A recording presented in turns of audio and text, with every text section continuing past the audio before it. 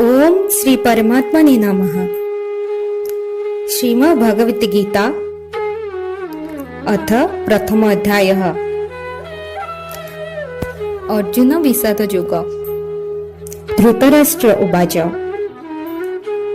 धर्मक्षेत्रे कुरुक्षेत्रे समवेता जुजुश्चव मामकः पाण्डवश्चैव किमकुर्वत् संजय।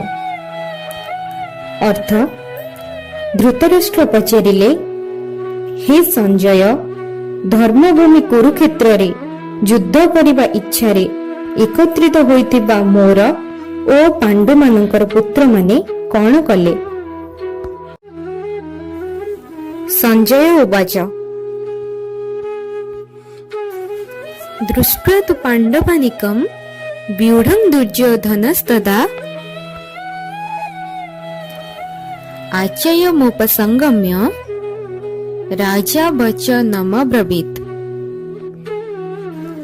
अर्थ संजय कहिले, युद्धारंभ समय रे राजा दुर्योधन व्यूहरचना युक्त पांडव सेना को देखि द्रोणाचार्य पाखक जाई कहिले,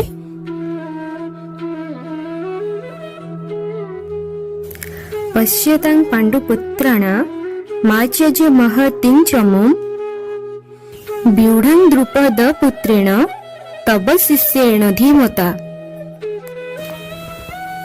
अर्थ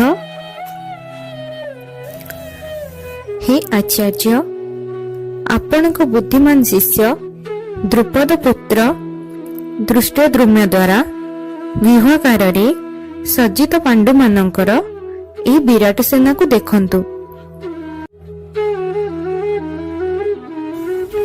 अत्र सूरा महिश्वासा भीमार्जुन समायुधि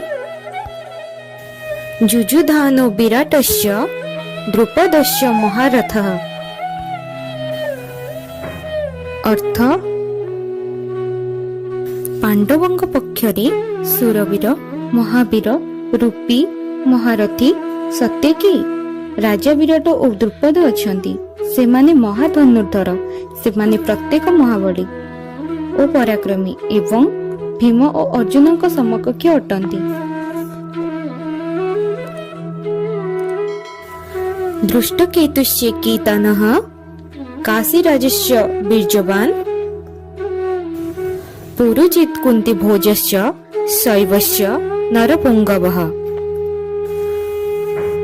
अर्थ पांडव मानकर विशाल सेनारे सुरवीर राजा दृष्टकेतु, चिकितान, महापराक्रमी काशीराज, दुई भाई पुरजित और कुंतीभोज तथा नरश्रेष्ठ शैव मध्य अछंती।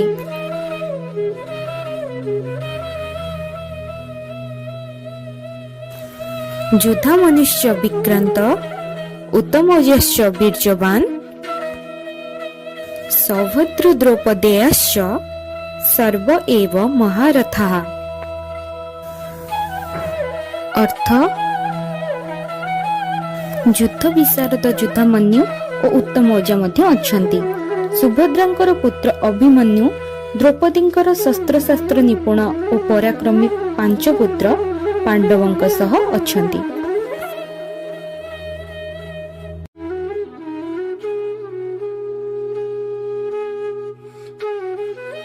अस्माकं तु विशिष्टा जे तानि बोधे दिवसतम नायक मम सैन्यस्य संज्ञार्थं तान ब्रवीमते। अर्थ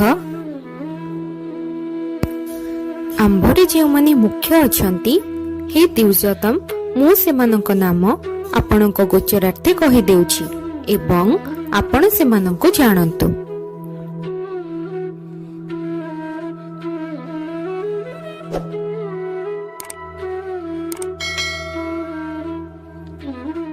भवान् भीष्मस्य कर्णस्य कृपस्य समितिञ्जय अश्वत्थामा विकर्णस्य सौमदत्तिस्तथैव च। अर्थ आपणक सह भीष्म पितामह, दिग्विजयी कर्ण, कृपाचार्य, अश्वत्थामा, ସୋମଦତ୍ତଙ୍କ ପୁତ୍ର ଜୟଦ୍ରଥ ଓ ବିକର୍ଣ୍ଣ ମଧ୍ୟ ଅଛନ୍ତି।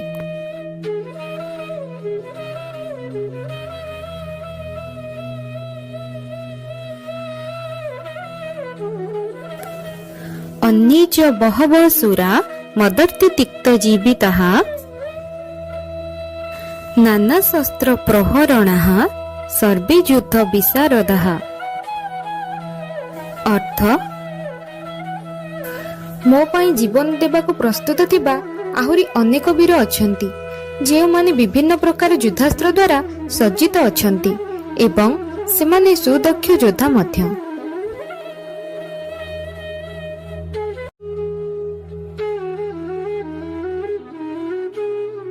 ଅପର୍ଯ୍ୟାପ୍ତଂ ତଦସ୍ମାକଂ ବଳଂ ଭୀଷ୍ମାଭିରକ୍ଷିତଂ ପର୍ଯ୍ୟାପ୍ତଂ ତ୍ୱେଦମେତେଷାଂ ବଳଂ ଭୀମାଭିରକ୍ଷିତଂ। ଅର୍ଥ, ଭୀଷ୍ମ ପିତାମହ, ଆମର ଯେଉଁ ସେନା ପରିଚାଳନା କରୁଛନ୍ତି ତାହା ଜଣାଯାଏ ବିଜୟ ପ୍ରାପ୍ତିରେ ଅସମର୍ଥ, କିନ୍ତୁ ଭୀମ ଦ୍ୱାରା ପରିଚାଳିତ ସେନା ଯଥେଷ୍ଟ ସମର୍ଥ ଥିଲା ପରି ଜଣାଯାଉଛନ୍ତି।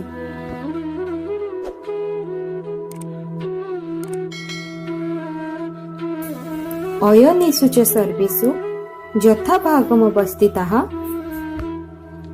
ଭୀଷ୍ମମେବାଭିରକ୍ଷନ୍ତୁ ଭବନ୍ତଃ ସର୍ବ ଏବ ହି। ଅର୍ଥ, ଆପଣ ଦ୍ରୋଣାଚାର୍ଯ୍ୟ ଓ ଅନ୍ୟମାନେ ନିଜ ନିଜ ସେନା ବିବର ପ୍ରବେଶ ଦ୍ୱାରରେ ଦୃଢ଼ତାପୂର୍ବକ ଉପସ୍ଥିତ ରହି ସବୁ ଦିଗରୁ ସବୁ ପ୍ରକାରେ ପିତାମହକୁ ସୁରକ୍ଷିତ ରଖନ୍ତୁ।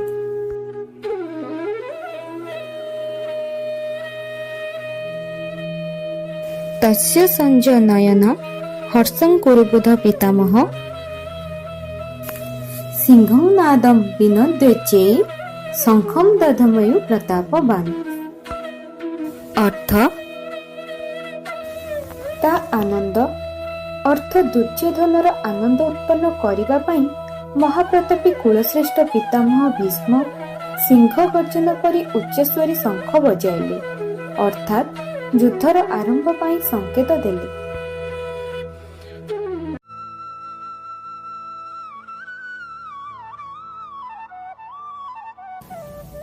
ତତଃ ଶଙ୍ଖଶ୍ଚ ଭେର୍ଯ୍ୟଶ୍ଚ ପଣବାନକ ଗୋମୁଖଃ ସହସୈବାଭ୍ୟହନ୍ୟନ୍ତ ସଶବ୍ଦସ୍ତୁ ମୂଳ ଅଭବତ୍। ଅର୍ଥ, ତାପରେ ଶଙ୍ଖ, ଭେରୀ, ଢୋଲ, ମୃଦଙ୍ଗ ଇତ୍ୟାଦି ବାଦ୍ୟ ଏକାସଙ୍ଗେ ବାଜି ଉଠିଲା। ସେଗୁଡ଼ିକର ସେହି ଶବ୍ଦ ଅତି ଭୟଙ୍କର ହେଲା।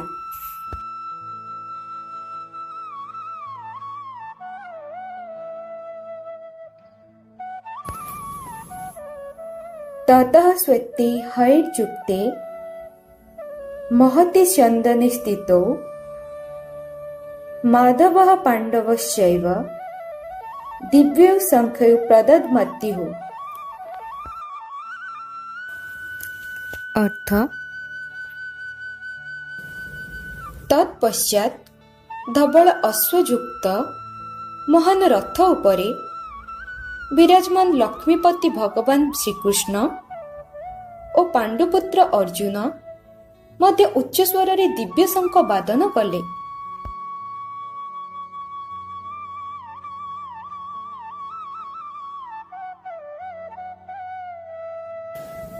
ପାଞ୍ଚଜନ୍ୟଂ ହୃଷୀକେଶୋ ଦେବଦତ୍ତଂ ଧନଞ୍ଜୟ ପଣ୍ଡ୍ରଂ ଦଧମୟୋ ମହାଶଙ୍ଖଂ ଭୀମକର୍ମା ବୃକୋଦରଃ।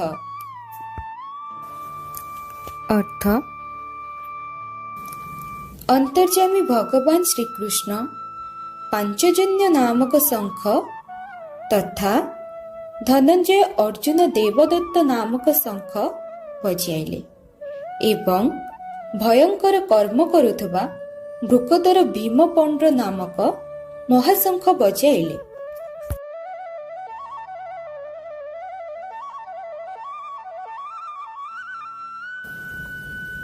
ଅନନ୍ତ ବିଜୟଂ ରାଜା କୁନ୍ତୀପୁତ୍ରୋ ଯୁଧିଷ୍ଠିରଃ नकुलः सहदेवस्य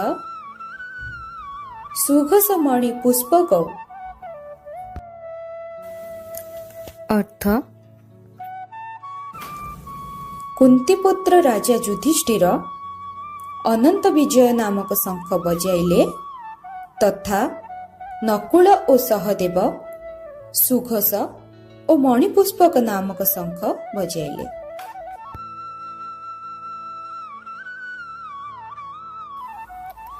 काश्यश्च परमैश्वासः शिखण्डी च महारथः दृष्टद्रुम्नो विराटश्च सात्यकिश्च पराजितः। द्रुपद द्रौपदेयाश्च सर्वशः पृथिवीपते सभद्रश्च महाबाहु शंखान् दधमयु पृथक पृथक। अर्थ हे राजन, श्रेष्ठ धनुर्धारी काशीराज, महारथी शिखंडी एवं दृष्टद्रुम्न, राजा विराट, अजय सात्यकी, राजा द्रुपद और द्रौपदींकर 5 पुत्र तथा दीर्घ बाहु विशिष्ट सुभद्रा पुत्र अभिमन्यु ए समस्ते सबु दिगरु भिन्न भिन्न शंख बजाइले।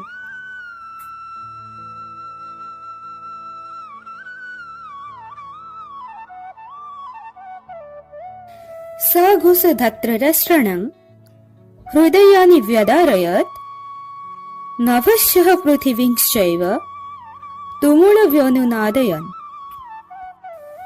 अर्थ पांडव सेनांक शंखर सेही भयंकर शब्द आकाश और पृथ्वी को कंपमान करी अन्य पूर्वक राज्य हरणकारी दुर्योधनादिंकर हृदय को विदीर्ण करिदेला।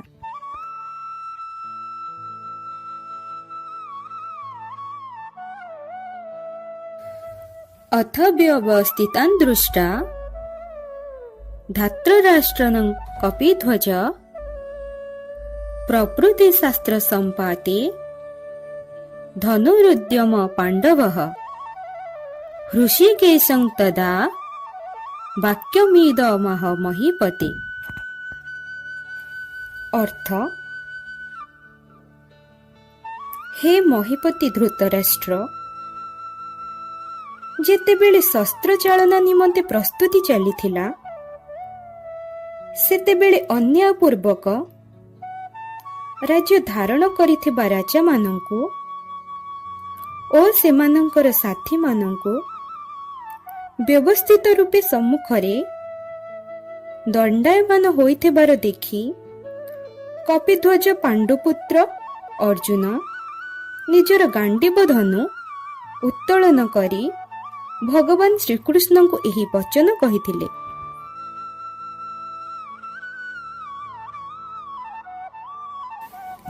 सेनयोरुभयोर्मध्ये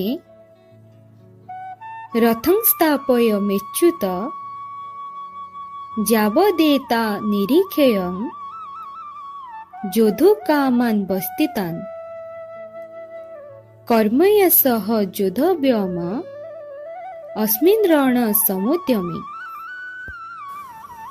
अर्थ अर्जुन कहिले, हे अच्युत, युद्ध क्षेत्र रे दंडायमान युद्धविलासी मानक मध्यरु एही युद्ध रूपक उद्योगरे केउ मानक सहित मते युद्ध करिबाकु हेबो जे पर्यंत ताहा मु देखि न सारिछि से पर्यंत आपण दुई सेनांक मध्य भागरे मोर रथ रखंतु।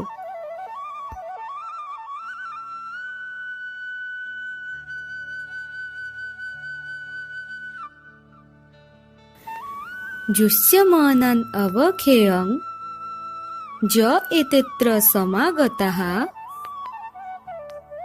धात्रराष्ट्रस्य दुर्बुद्धियुधे प्रिय चिकित्सव। ଅର୍ଥ ଯୁଦ୍ଧରେ ଦୁଷ୍ଟବୁଦ୍ଧି ଦୁର୍ଯ୍ୟୋଧନର ହିତକାଂକ୍ଷୀ ସାଜି ଯେଉଁ ରାଜାମାନେ ଯୁଦ୍ଧେଚ୍ଛାରେ ଉତ୍ସାହିତ ହୋଇ ଏହି ସେନାରେ ଏକତ୍ରିତ ହୋଇଛନ୍ତି ସେମାନଙ୍କୁ ମୁଁ ଦେଖିବି।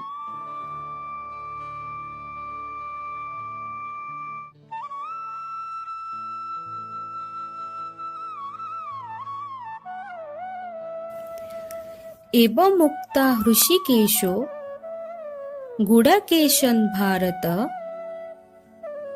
सेनयोरुभयोर्मध्ये स्थापयित्वा रथोत्तमम् भीष्मद्रोण प्रमुखतः सर्वेषां च महीक्षिताम् उवाच पार्थ पश्यतान् समवेतान् कुरु नीति। अर्थ संजय कहिले, हे भरतवंशी राजन, निद्राजयी अर्जुन एपरि कहिबा परे अंतर्यामी भगवान श्रीकृष्ण दुई सेनांक मध्य भागरे पितामह भीष्म और आचार्य द्रोणक सम्मुखरे तथा समस्त राजांक सम्मुखरे श्रेष्ठ रथ को ठिया करी कहिले, हे पार्थ, एही समवेत कुरुवंश्य मानकु देख।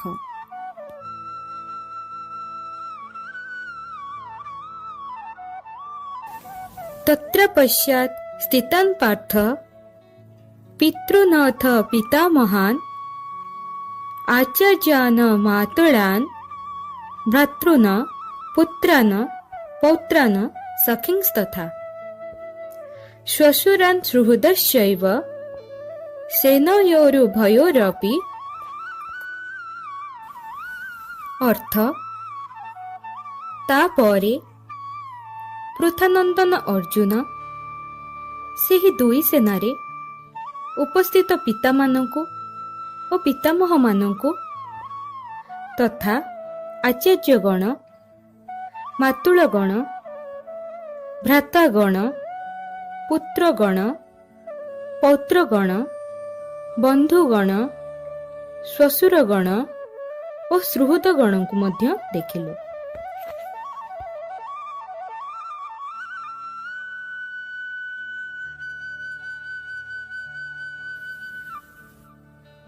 तान् समीक्ष्य स कन्तेयः सर्वान् बन्धून् उपस्थितान् कृपया परयाविष्टो विषीदन् इदं ब्रवीत्।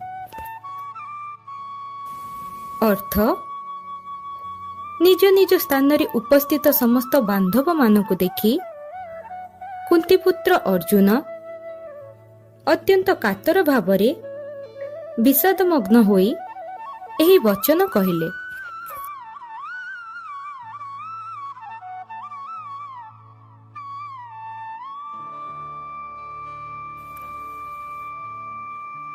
दृष्टिमं स्वजनं कृष्ण जुजुश्चुं समुपस्थितं सीदन्ति मम गात्राणि मुखं च परिशुष्यति बेपथुश्च शरीरे मे रोमहर्षश्च जायते।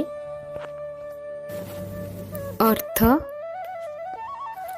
अर्जुन कहिले, हे कृष्ण, युद्ध क्षेत्र रे दृढ़ भावरे दंडायमान होइथिबा एही युद्ध विलासी स्वजन समुदाय को देखि मोर अंगमान शिथिल होई जाउछि, मुख सुखी जाउछि और देहरे कंप तथा रोमांच जात हेउछि।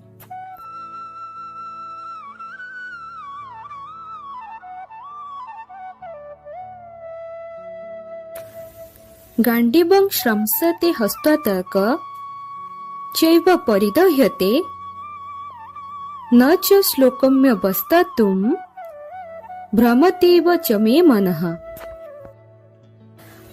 अर्थ हातरू गांडीव धनु खसी पड़ुछि, चर्म भी भीषण ज्वाला करुछि, ତଥା ମୋର ମନ ଘୃଣିତ ହେଲା ପରି ଲାଗୁଛି। ତେଣୁ ମୁଁ ଠିଆ ହୋଇ ରହିବାକୁ ବି ସମର୍ଥ ହୋଇପାରୁନାହିଁ।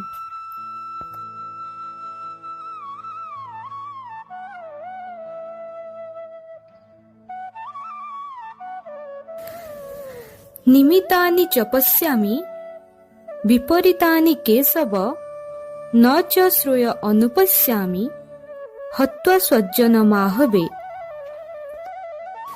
ଅର୍ଥ, ହେ କେଶବ, ମୋ ଲକ୍ଷଣ ସବୁକୁ ବିପରୀତ ହିଁ ଦେଖୁଛି। ଯୁଦ୍ଧରେ ସ୍ୱଜନ ସମୁଦାୟକୁ ମାରିବାରେ କୌଣସି କଲ୍ୟାଣ ବି ଦେଖିପାରୁନାହିଁ।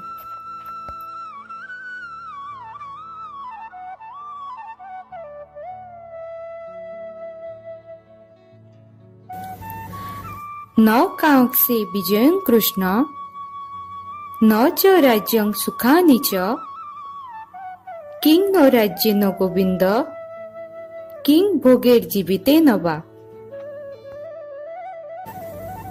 अर्थ, हे कृष्ण, मो विजय चाहू नहीं कि राज्य तथा सुख मध्य चाहू नहीं। हे गोविंद, आमर एपरी राज्य की प्रयोजन अथवा एपरी भोग मानकरे ओ जीवन रे भी कि लाभ।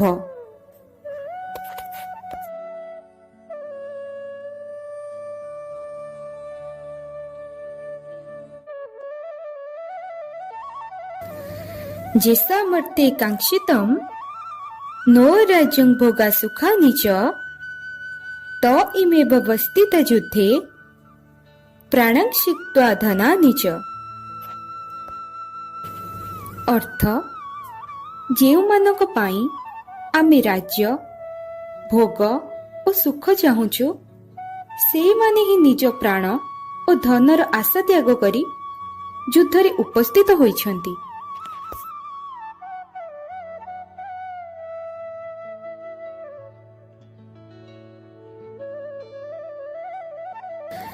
आचार्य पितरः पुत्रास्तथैव च पितामहा मातुलः श्वशुरा पौत्रा शाला संबंधिनस्तथा। अर्थ, गुरुमानी, पितृमानी, पुत्रमानी एवं सेहिपरि पितामह माने, मामू माने, श्वशुर माने, नाती माने, शालक माने तथा अन्य संबंधी माने भी अछंती।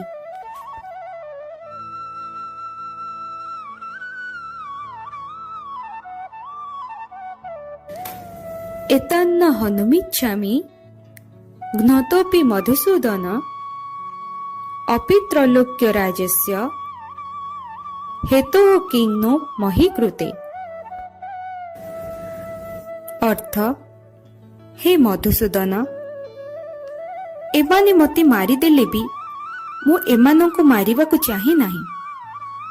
पृथ्वी लाभ करिबा कथा किए बा पचारे। तीनी लोकर राज्याधिकार मिलिबार थिले मध्य मु एमानंकु मारिबाकु चाहे नाही।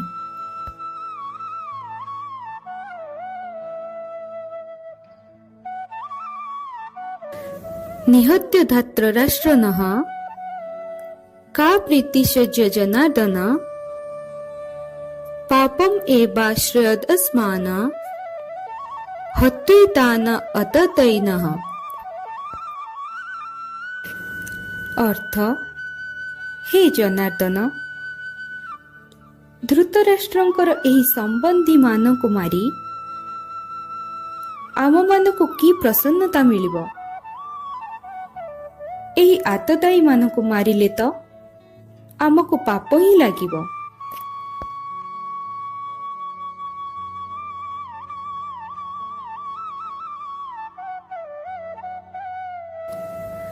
तस्मान् नरः वयम् हन्तु धात्र राष्ट्रन स्वबान्धवान् स्वजन हि कथं हत्वा सुखिनः श्याम माधव। अर्थ, तेणु निजर बांधव ଏହି ଧୃତରାଷ୍ଟ୍ରଙ୍କ ସମ୍ବନ୍ଧୀମାନଙ୍କୁ ମାରିବା ପାଇଁ ଆମେ ଯୋଗ୍ୟ ନୁହଁ। କାରଣ ହେ ମାଧବ, ନିଜ କୁଟୁମ୍ବମାନଙ୍କୁ ମାରି ଆମେ ସୁଖୀ ହେବୁ କିପରି?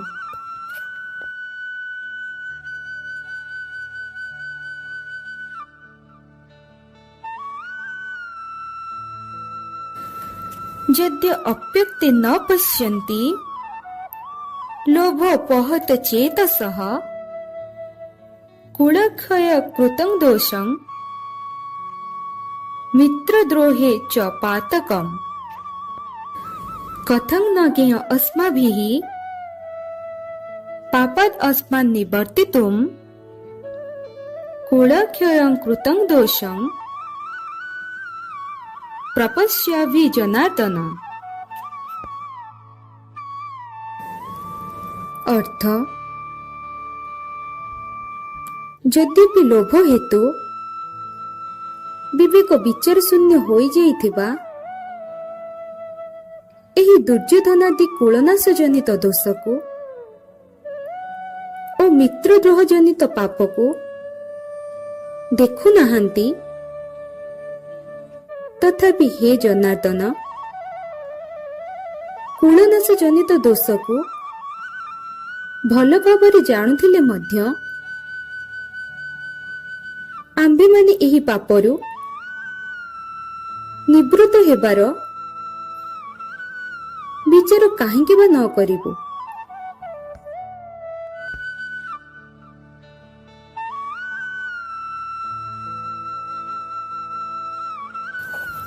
କୁଳକ୍ଷୟେ ପ୍ରଣଶ୍ୟନ୍ତି କୁଳଧର୍ମଃ ସନାତନଃ ଧର୍ମେ ନଷ୍ଟେ କୁଳଂ କୃତସ୍ନମ୍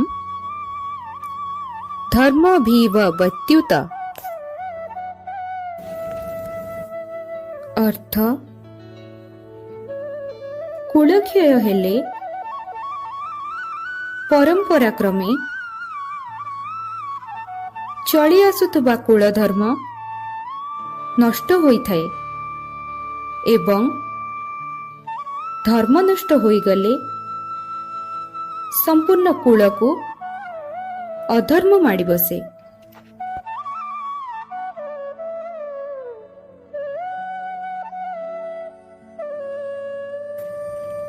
ଅଧର୍ମାଭିଭବାତ୍ କୃଷ୍ଣ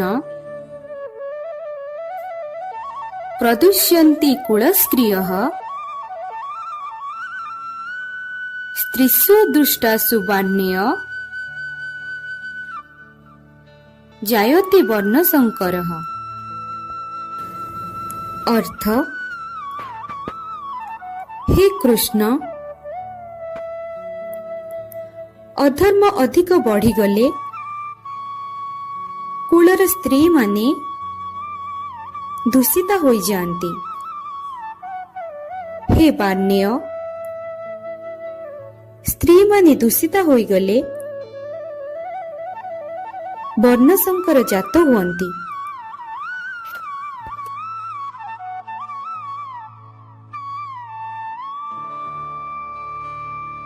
ଶଙ୍କର ନରକା ଏବ କୁଳଗ୍ନାନାଂ କୁଳସ୍ୟ ଚ ପତନ୍ତି ପିତର ହ୍ୟସାଂ ଲୁପ୍ତ ପିଣ୍ଡୋଦକ କ୍ରିୟାଃ। ଅର୍ଥ, କୁଳନାଶକାରୀମାନଙ୍କୁ ତଥା କୁଳକୁ ନରକକୁ ନେଇଯିବା ଲାଗି ହିଁ ବର୍ଣ୍ଣସଙ୍କର ଜାତ ହୋଇଥାଏ।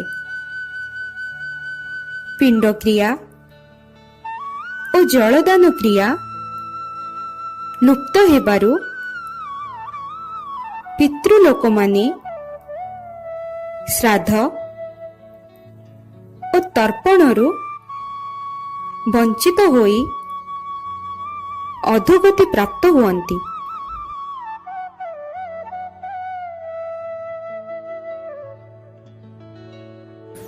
ଦୋଷୀରେତେ କୁଳଗ୍ନାନଂ ବର୍ଣ୍ଣସଙ୍କର କାରକୈଃ ଉଚ୍ଛେଦ୍ୟନ୍ତେ ଜାତି ଧର୍ମାଃ କୁଳଧର୍ମାଶ୍ଚ ଶାଶ୍ୱତଃ। ଅର୍ଥ, ଏହି ବର୍ଣ୍ଣସଙ୍କର ଉତ୍ପତ୍ତିକାରକ ଦୋଷଗୁଡ଼ିକ ଯୋଗୁଁ କୁଳଘାତୀମାନଙ୍କର ସଦାକାଳରୁ ଚଳି ଆସୁଥିବା କୁଳଧର୍ମ ଓ ଜାତି ଧର୍ମ ନଷ୍ଟ ହୋଇଯାଏ।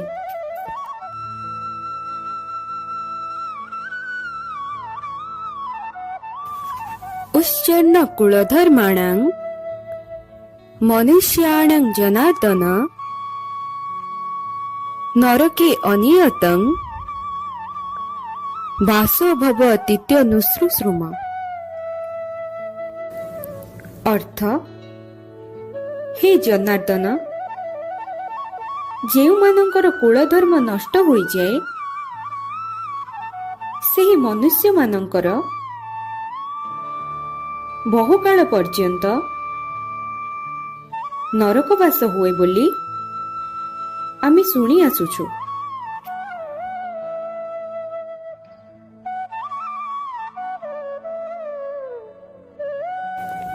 ଅହୋବତ ମହତ୍ ପାପଂ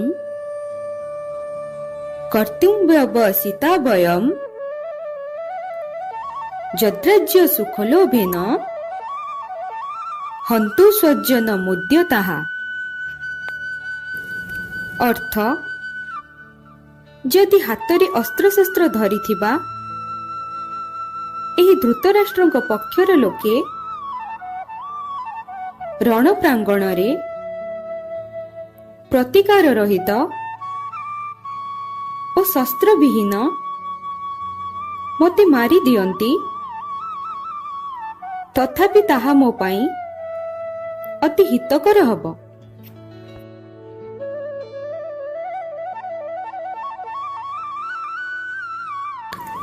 ଯଦି ମାಂ ପ୍ରତିକାରଂ ଶସ୍ତ୍ରଂ ଶାସ୍ତ୍ରପାଣୟଃ ଧାତ୍ରରାଷ୍ଟ୍ରା ରଣେ ହନୁସ୍ତନ୍ମେ କ୍ଷମତରଂ ଭବେତ୍। ଅର୍ଥ, ଯଦି ହାତରେ ଅସ୍ତ୍ରଶସ୍ତ୍ର ଧରିଥିବା ଏହି ଧୃତରାଷ୍ଟ୍ରଙ୍କ ପକ୍ଷର ଲୋକେ ରଣ ପ୍ରାଙ୍ଗଣରେ ପ୍ରତିକାର ରହିତ ଓ ଶସ୍ତ୍ରବିହୀନ ମୋତେ ମାରି ଦିଅନ୍ତି, ତଥାପି ତାହା ମୋ ପାଇଁ ଅତି ହିତକର ହେବ।